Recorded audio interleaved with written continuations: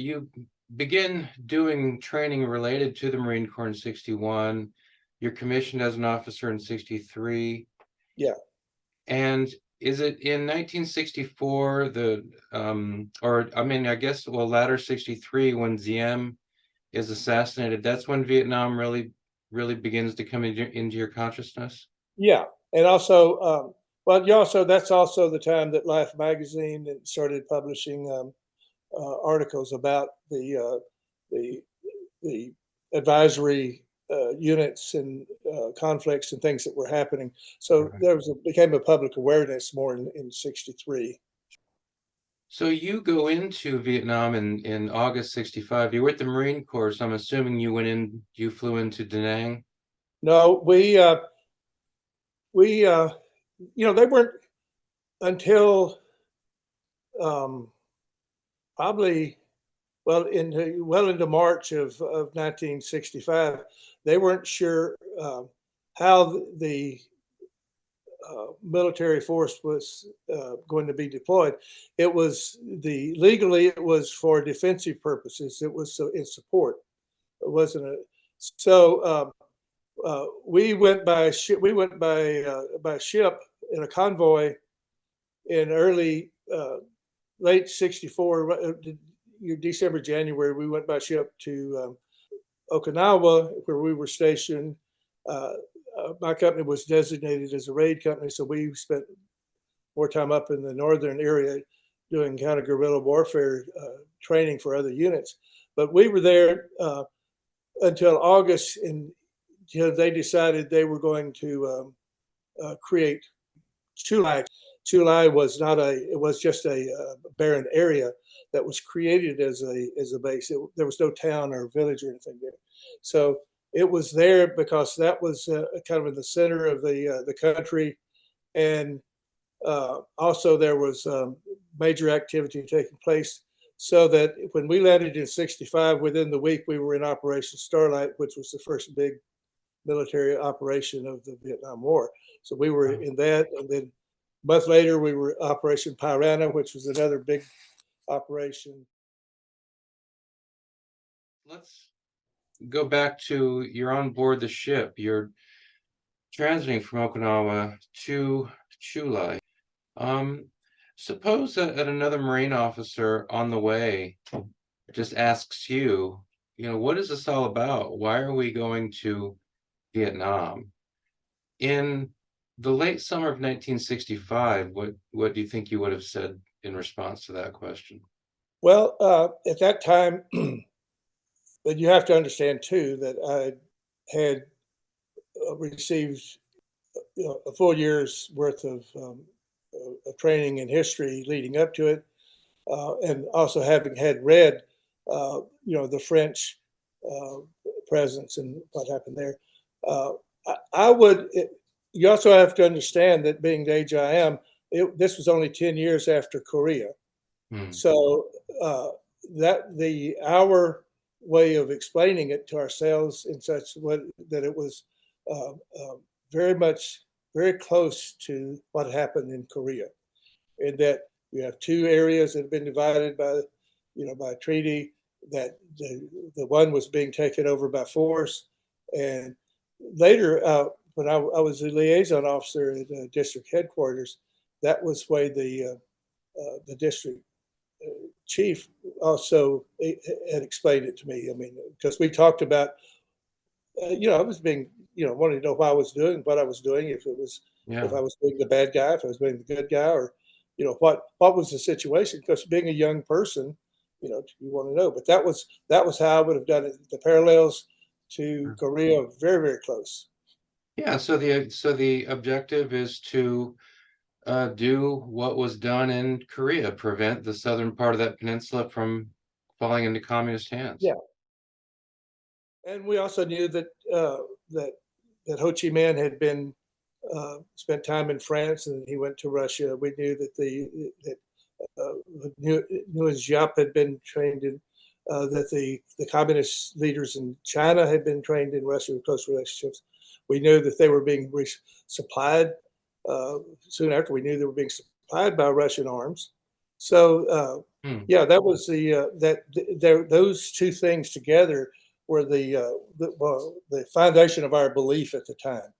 So, I mean, it sounds like you're suggesting that, even though you know that you're going to, as a platoon commander, that you're going to be in operations against North Vietnamese forces, and I imagine you've heard about the Viet Cong as well. You know about that.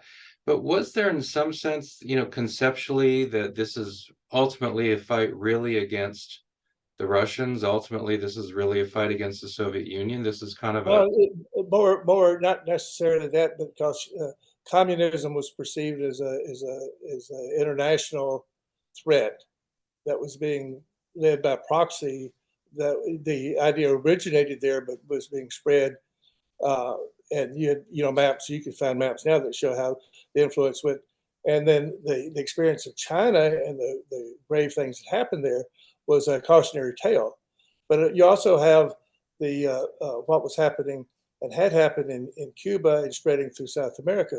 So the idea of the threat that communism was posing, uh, was very, very strong. how would you describe your own disposition? I'm thinking about when, you're on that ship. Your entry into South Vietnam is different from most because it's a slower trip. Um, you have a lot more time to feel what Oh it yeah. feels like, the humidity and the heat, whereas these guys on the planes, just the door opens and they get hit in the face with that. Well, not only that, we did too. We landed. There was no port. We landed over the nets, just like you saw both in Wow. Okinawa and there, and then also in September of '65, Operation Piranha was we were on the lead landing vehicles for what I guess was the last um, amphibious landing that the Marine Corps made. What was the first thing you saw, heard, or experienced that drove home to you in a very concrete way that this was a war zone? I mean, you're Growing going up, into a war zone, but what was the first thing that really made that point clear? I guess 2 weeks in, at the beginning, we were, picked up on by the helicopters, choppers, uh, uh, landing with all sorts of tracer fire going around you and um, explosions, and you're seeing the visual effects, and then later when I saw the first dead man that I saw was, um, I mean, that's when it's really, you know, becomes real when you see the. Was that a an enemy or an Yeah, Army or a Marine? yeah, that was. And so that drives the point home Yeah, to you. that wakes you up pretty soon. This was August. The temperature was reading up over 110. Uh, to get your troops to keep their flak gear on, their hard hats on when the heat is really difficult. But then, as soon as that landing took place, there was no problem. Everybody had it on. It was like that. There's never a question that after that. Sure. Everybody had their flak gear and hard hat on. What was the basic mission of Operation Starlight? Well, it was there was at Quang Nai, which is south of Chu Lai, is between Da Nang, which was a large South Vietnamese army base, Quang Nai, which was a large military base. There was a North Vietnamese regiment that had been located that was south of Chu Lai, very, very close, and information had it that they were going to destroy Quang Nai in the base there. So that operation was mounted in conjunction with the ARVN, the South Vietnamese army, to prevent that from happening. Since you just mentioned the Arvins, let me just ask you, well, now we're at the almost at the very beginning of your tour. Um, but when you look back on your entire tour in South Vietnam, how would you characterize your own sense of the ARVN? Did you see them as a reliable ally in combat situations? It was that would be like uh, many were, and it'd be just like any other group. Many were, um, others weren't. There were um, my personal experience with the Vietnamese was uh, shaped by being sent as a liaison officer to a district headquarters when I was one of two Americans there, Hmm. and spending the time there and becoming friends with and getting to know. And like I say, the district chief was actually had been a history teacher in North Vietnam and had Hmm. gone south with his family after the communist takeover. And so we spent a long time, Hmm. talking. In your experience, then, some of the ARVN forces you worked with were reliable, others less Oh, so, sure, and it's kind of they were fighting for their life and family, and just like anyone. But you have others that were miserable, sniveling, cowardly sure. idiots. In every group. But I mean, it's just like that's the problem was the always leadership, always the how the effects of a political force, no matter what country and what time, can affect the whole mood of. Did you, as you know, you're an officer yourself giving orders. Did you did you feel that the ARVN forces had good leaders, that they were well led? Sometimes, yeah. They knew that shortly in the year before we'd come, that there had been this takeover by in which many of their leaders, their village hamlet leaders, had been replaced or been killed. I mean, the perspective was very, very narrow, and our perspective became very narrow, in that for I was in a unique position because I was spending time with the Vietnamese in the units. I depended on them for my life. Uh, I Mm. rode with them up and down Highway 1, going down to the cities, uh, other places. So, I was very protective of my Vietnamese um, friends and compatriots. Sure. Our routine was on those operations. We were sent as We'd be sent as units to be blocking forces. You have the, the tactical situation, which you're using one unit for an attack and one unit as a blocking force, the hammer and anvil type of analogy. That type of thing.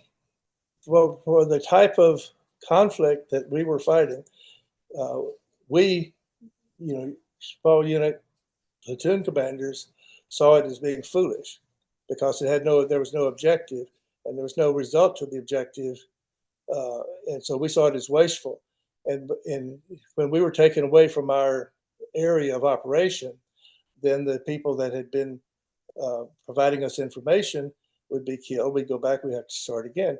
So Well, it became a yes, I useless. want to I want to ask you about that. Well, first, the hammer anvil. Are you saying that submarines and or ARVN forces will block so the NVA can't get away that way? Meanwhile, Yeah, another force comes and gets them yeah, to it's basically, just basic tactics, military tactics. yeah. But then, other than that, and for 99% of the time, it was we were, and we like many other units, we would be given an area of operation in which ours was about 10 square miles, and we would, if there was information about activity or something like that, we would move to intercept. So is the objective then?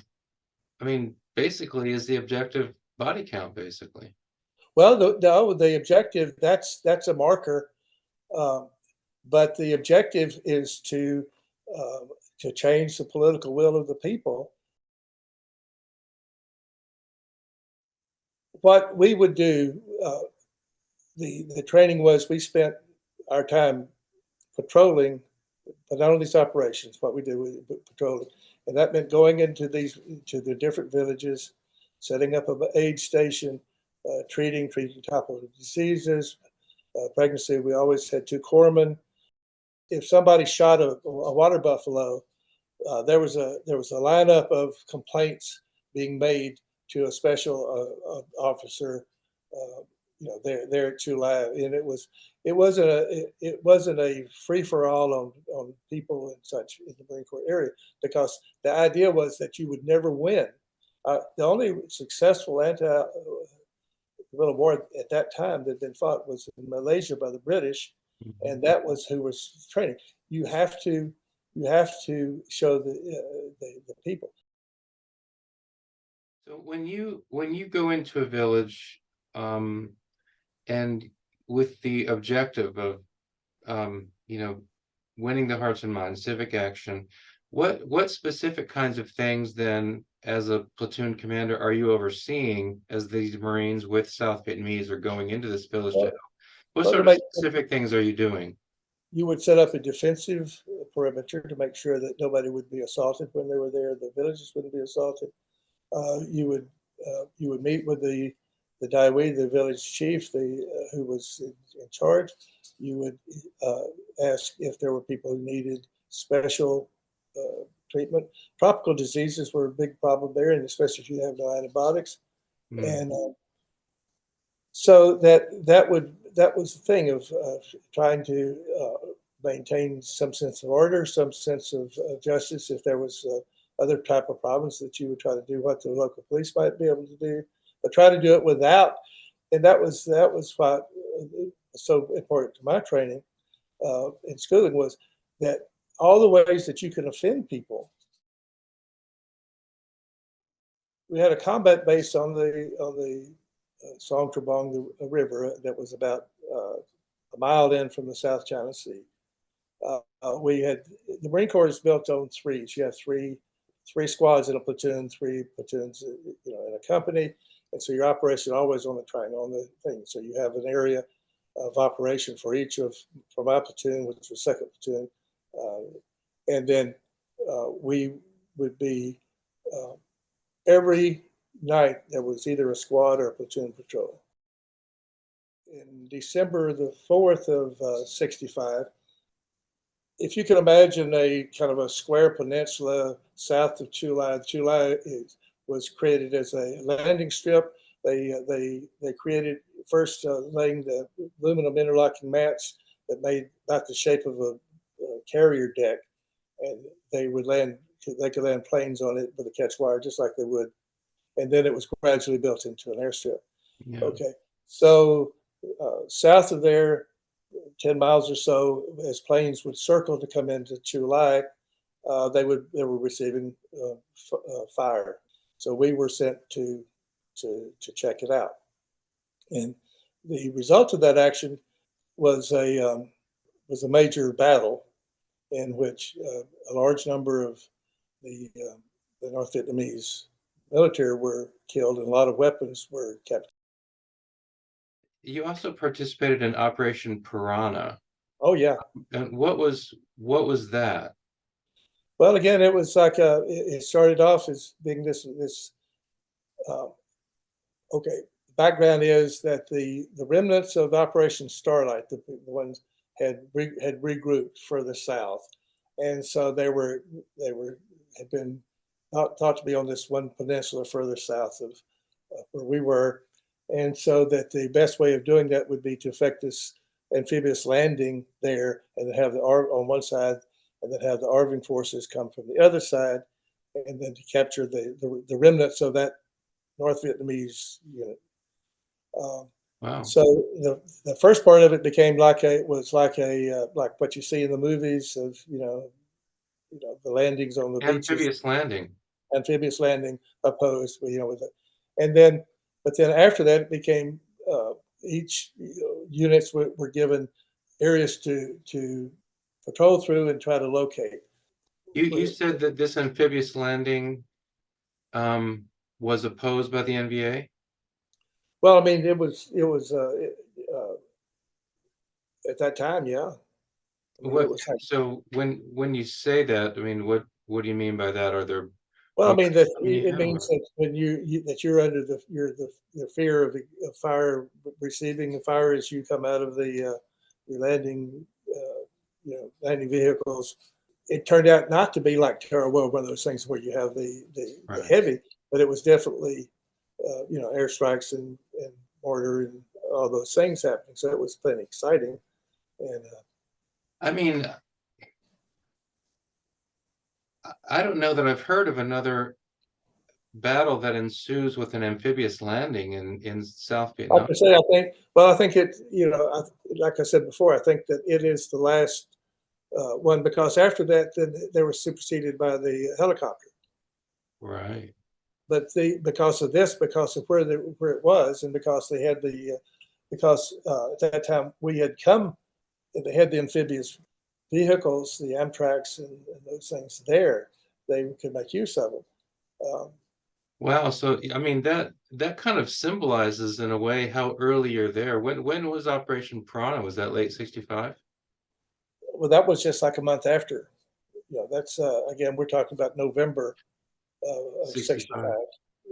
So that October. almost symbolizes the fact that you have an amphibious landing, almost symbolizes to me, in my mind, how early you're there. Oh yeah, March of '66. The company was had attrition rate had dropped us from a full size company of say 220 down to about 125, and then but there was a special operation where they thought they were going to catch this North Vietnamese regiment uh, east of Chulai out towards Cambodia, and so the company was mounted, and they were just going to put them down as a blocking unit. Uh, in that, except that the helicopter set the company down on the wrong position, and so there was disorder in which the company was on its own for a period of time before they, and so encountered um, a dug-in North Vietnamese regiment with all their heavy arms, anti-aircraft guns, with heavy machine guns, and so the battle that ensued there resulted in approximately half the company being killed or wounded.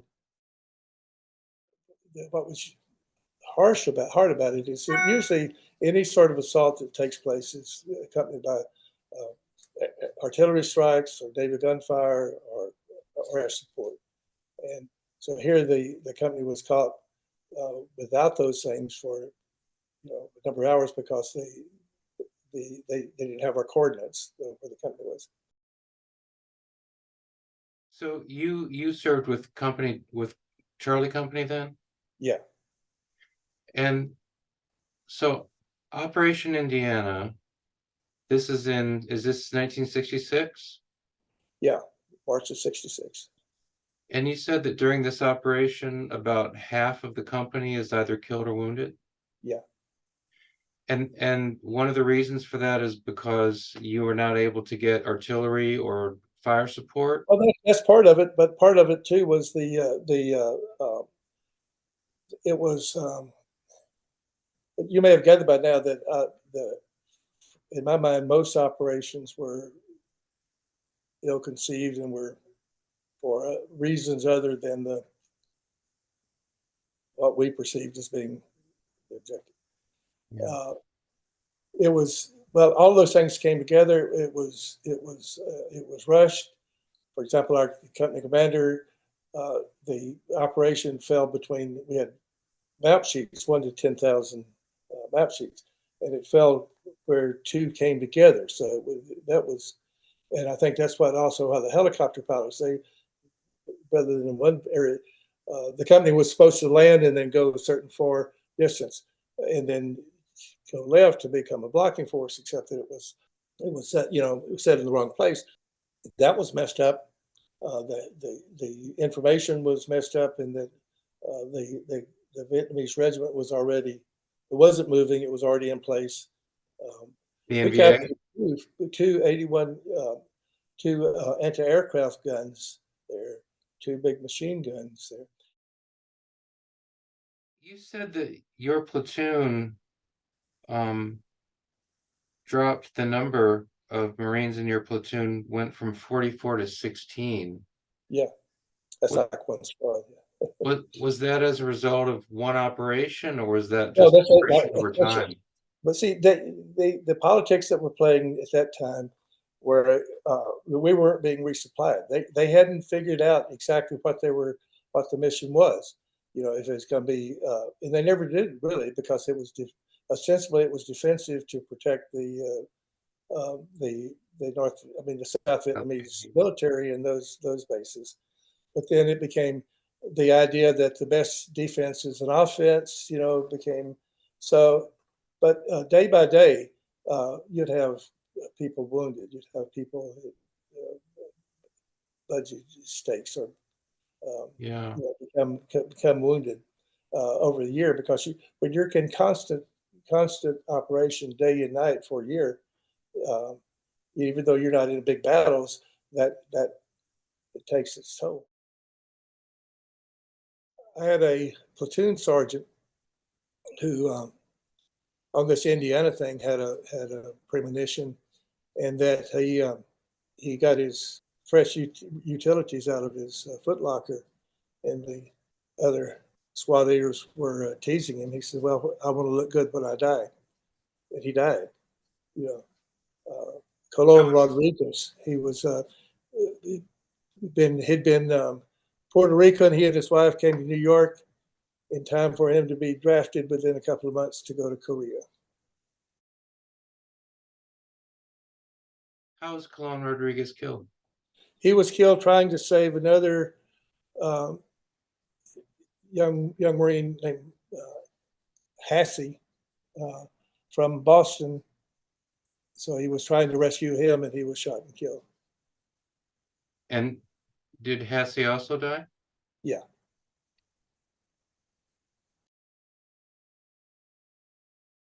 You were awarded a Silver Star. Yeah. What happened? What led to the Silver Star? I invented a tactic that if you went in force, the guerrilla force wouldn't attack you. It would only if you appeared to be weak. And so my three squads and my three squad leaders we had been together so long in with the trust um, that we would leave as three unique units, three small units, but if one was hit, what happened, the others would maneuver, and so it was successful. Other um, other platoons in the company started using it with success as well. And this one particular time, um, we had a very large force, and that's not something I'm proud of now, but it was at that time. It, it was very difficult to confirm the successful operations if you didn't have weapons. You know, if to capture weapons was a big deal. So you have Okay, the operation, right. and so that we were able to we killed about 75 of the uh, North Vietnamese in a built-up area, captured a large number of weapons, and no civilians were killed. Wow. And and that's why it was considered. That's why it's in the history book that I was telling So you about. so it's a so the Silver Star came in response to these tactics that you developed Yeah. against enemy forces. Yeah.